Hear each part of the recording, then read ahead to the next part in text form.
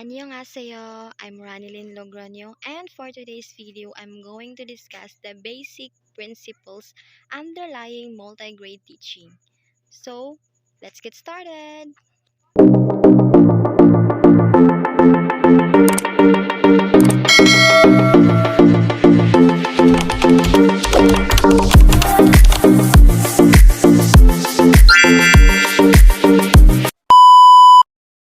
Basic principles underlying multi-grade teaching.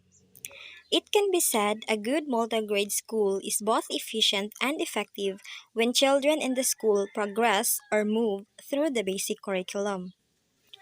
For children to learn effectively in multi-grade environment, teachers need to be well-trained, well-resourced, and yield positive attitudes to multi-grade teaching. Effective multi-grade schools maximize an inquiry approach to learning and as much as possible link up classroom or school learning to daily life. In this way, children will really learn how to learn. Furthermore, multi-grade teaching in many views represents a more demanding teaching situation and special attention should be given to it. So, we have here several basic principles about how children learn and how teachers can teach effectively to respond to their needs. First, we have each child is unique. No two children are alike. They may be of similar interests, needs, and characteristics, but still they are different in many ways, like physically, emotionally, socially, and even mentally. We can easily conclude that we can have similar interests, needs, and characteristics to others, but we should also remember that we are unique in our own ways. That the child brings this uniqueness into each new experience and takes an active role in the process of learning through their engagement in these activities.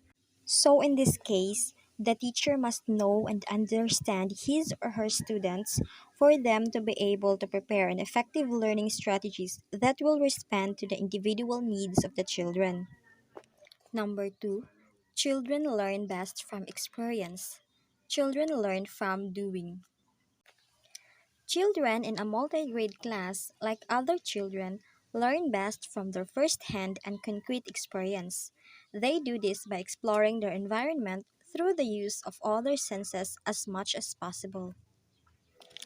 Learning through experience will allow the children to develop important skills such as language and communication with adults and peers.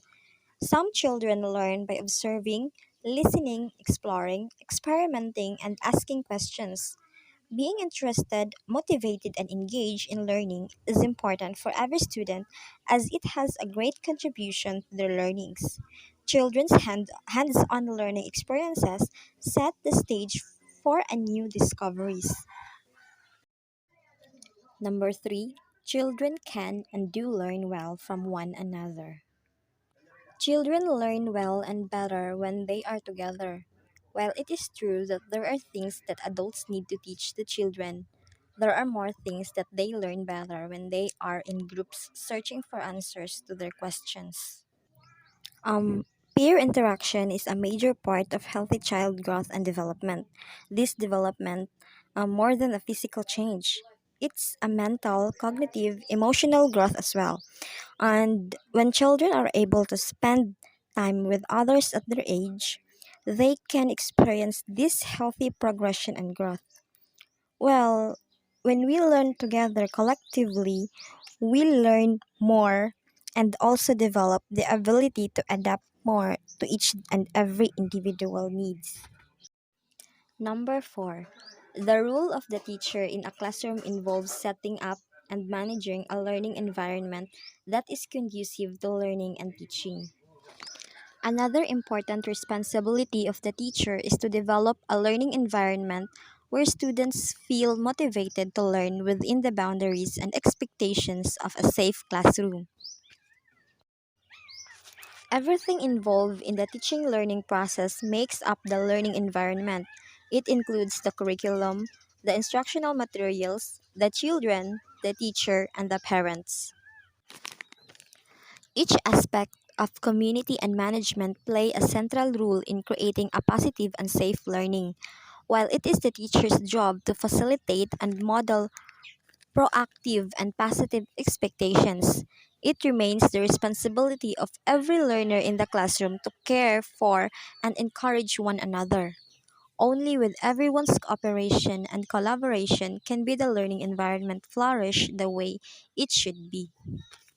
Number 5. The implementation of the school curriculum must take into consideration the varied abilities, level, and interest of a particular group. Learning competencies, budget of work, lesson plans provide the sense of direction for the teachers. The teacher has to adjust them to the needs and interests of the children and to their capabilities and learning styles too.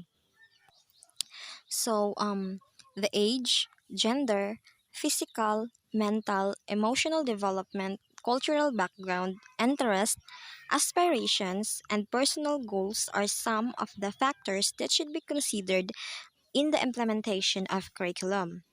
Teachers are the most crucial person in the implementation of the curriculum. He or she writes curriculum daily through a lesson plan, unit plan, or yearly plan. They are empowered to develop their own school curricula taking into consideration their own expertise, the context of the school, and the abilities of the learner. Number 6. The value of any educational program will be judged accordingly to how well it is able to achieve the goals of the program, whether the children actually learn what they are expected to learn and how well they have to learn. The way that the school and classroom is organized in order to achieve those goals makes a great difference. Effective class management, creating a positive learning environment, and physical setup all have their own important role in implementing organization in the classroom. This means that the way the teacher organizes the classroom, the way they give assessment to achieve those goals, is very necessary as it reflects to the learnings of the students. And lastly, the advantage of being in a heterogeneous group like a multi-grade class is that children who have certain strengths and weaknesses can be helped rather than be punished for their weakness, and their strength built on rather than wasted. So, it means that being in a multi-grade class has also advantages as it allows students to learn from one another's differences and provides a chance to interact with diverse individuals. In a group that has a mixed ability, those students that have the opportunity to follow the lead of their more capable peers, picking up things that they may not learn. It can also help the student to boost their self confidence as they can interact with different children with different age and characteristics. Those are the 7 basic principles underlying multi-grade teaching. So, by the way, thank you for listening and have a good day. Thank you. Bye.